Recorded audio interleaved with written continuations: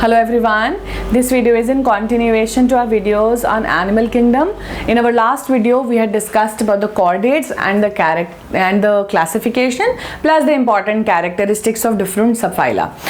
Herein we are going to now talk about the different categories or subphylums one by one.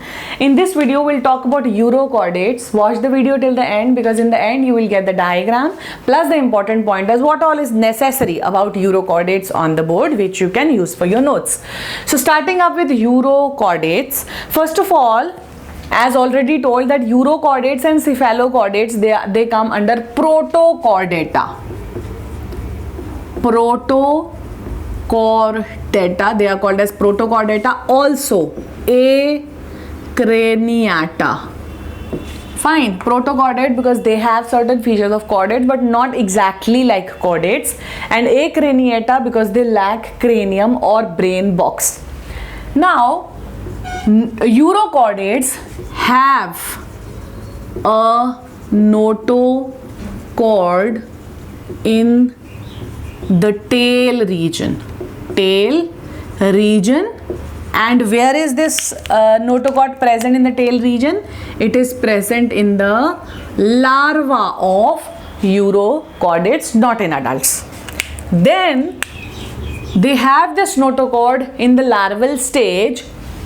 Larva undergoes retrogressive metamorphosis. What is retrogressive metamorphosis? That all the advanced features of the larva they disappear and they are not present in the adults. So the larva it undergoes retrogressive metamorphosis and loses the tail part.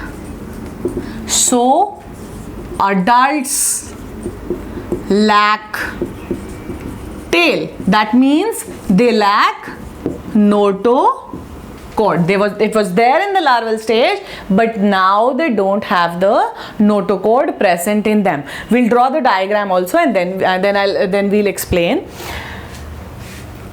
Now the examples. We'll talk about the examples. Example is Herdmania. Now if we see the structure of Herdmania, it has this a kind of structure with this foot for attachment, and herein if you see there are two siphons present, one branchial siphon for respiration and atrial siphon are present. Fine. So this is kind of a structure. Herdmania has, I'll just give a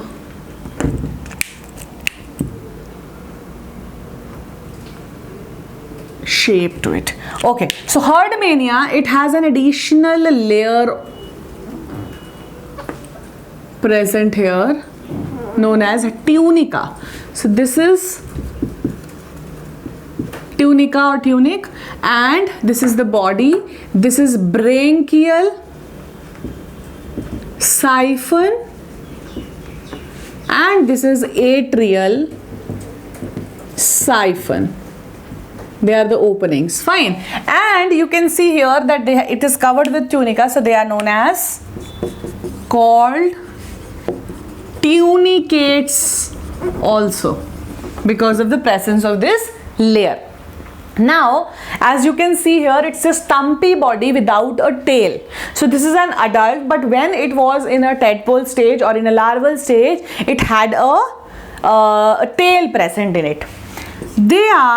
These urochordates, they are hermaphrodite. That means have male and female parts both present in them, but prefers cross fertilization. They prefer cross fertilization because of a specific feature in them, that they are protogynous. That means female part matures first.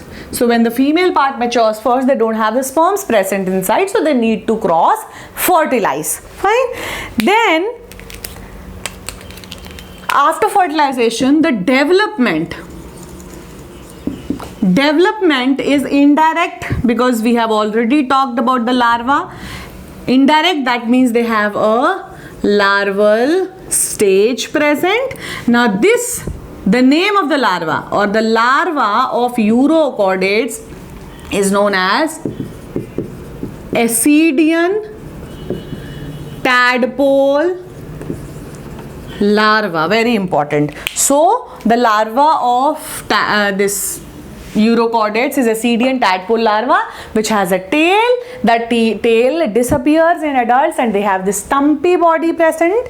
And plus, what are the other features? That they also lack notochord in adults. They are hermaphrodites, but they prefer cross fertilization. They are protogynous. The ovary part, or the female part, it matures first. So these are the significant features of urochordates which are important as per your knowledge about the course. In our next video, we'll talk about the next subphyla, that is cephalochordates, and an example Amphioxus. So keep watching, liking, sharing, subscribing. Thank you.